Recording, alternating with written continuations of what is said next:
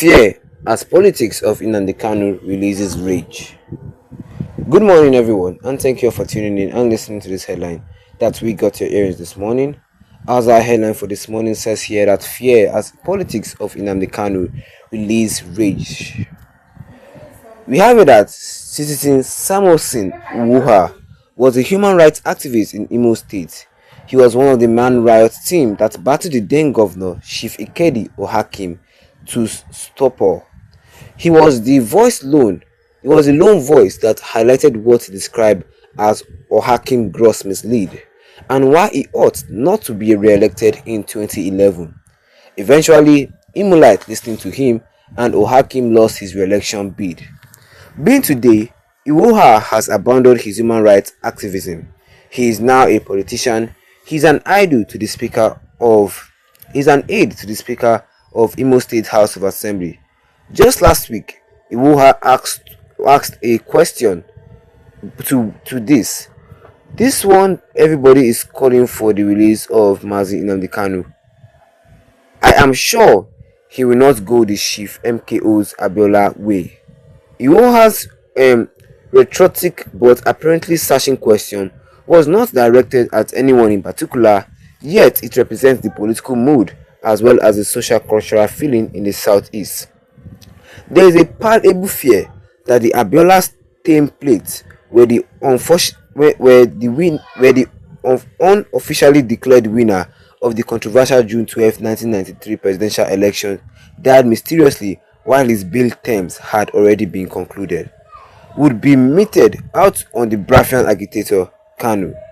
However, the politics of 1993/1998 when Abiola died on the day he was to be released, and that of Nnamdi Kanu, who has been in detention since 2022 when he was arrested in Kenya and now when his release was taken. The front burner are not similar. Prominent Igbo leaders and top social cultural groups have resignated measures gained towards making Kanu release a reality. In the last meeting held in Enugu State, the Southeast Governors Forum called on the federal government of Nigeria to urgently take steps that would lead to the release of Nnamdi Kanu. The chairman of the Governors Forum and Imo State Governor Senator Hope Uzodinma, reading the prepared speech signed by the governors who were all present, noted that Kanu's release would usher a new lease of life in the region. Moments after the governors had called for Kanu's release, the Southeast senators led by Senator Eyin Awa Arabibe equally called on President Bola Tinubu to fast-track processes by considering dialogue as well as political options towards ensuring the IPOB leader release. Abaribe, speaking on behalf of the Southeast senators, says that Kanu's release would bring about improved security and advance economic development with its attendant peace, order, and prosperity in the region. Earlier, before the intervention of the Igbo governors and senator leadership of Onaeze Ndigbo, led by Chief Engineer Emmanuel Iwunyanwu, had also tasked the federal government on the need to free Nnamdi Kanu. Onaeze Ndigbo, without a menacing word, clearly interpreted Kanu's continued detention as a part of Nigerians' anti-Igbo disposition. The apex Igbo leadership wondered why Sunday Igboho, being a Yoruba who was arrested alongside Kanu on the same offense charge, would be freed while the Igbo suspect is still kept in detention. Giving support to Onaeze Ndigbo's submission, a public affairs analysis and commentator on national issues, Komeduru Diko, enthused thus, there seems to be a sort of similarity between what the Masob leader Chief Rav Nwanzurike suffered and what the IPOB leader Mazi Nnamdi Kanu is suffering. That is the federal government anti-Igbo stand on some issues. Well, eventually, while retired General Olusegun Obasanjo was about conducting the 2003 election, the government believed that the activities of certain ethnic agitators like Asari Dikombo of Niger Delta Volunteer Force, Nwanzurike of the Movement of the Equalization of Sovereign State of Biafra, and Ganiyu Adams of Oduduwa's People Congress must be tamed.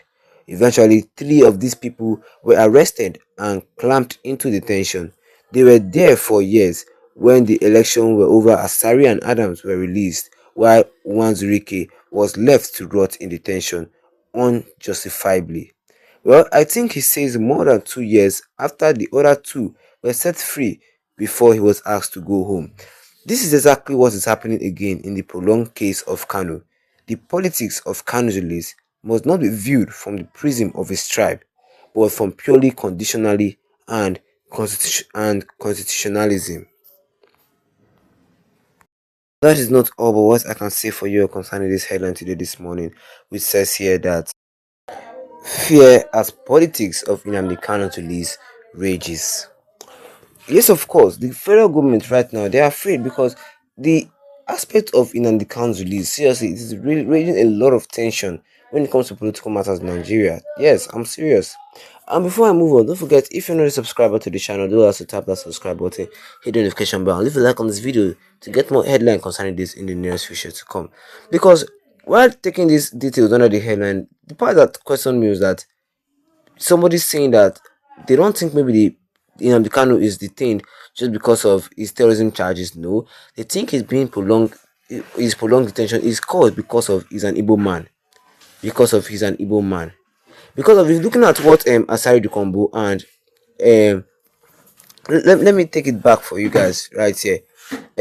Araibe, speaking on behalf of the Southeast Senators, he says that Kanu release would bring about improved security. Yes, he said, speaking more further, he says that while retired General Olusegun Obasanjo was about to conduct the 2003 election, the government believed that the activities of certain ethnic agitators like Asari Dukombo that we know of the Niger Delta Volunteer Force and Nwanzurike of the MASOB, the Movement of the Equalization of the Sovereign State of Biafra, and Adam Oduduwa's People Congress must be tamed.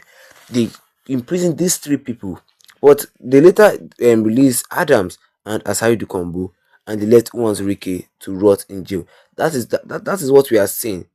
They have this hidden hatred for the Igbo people. They have this hidden hatred for the Igbo people, and that is not right. And that is the same thing that is happening to Nnamdi Kanu as at now. Yes, that is the same thing that is happening to Nnamdi Kanu as at now. But what do you guys think? Let me see your comment below in the comment section. And don't forget to leave a like on this video.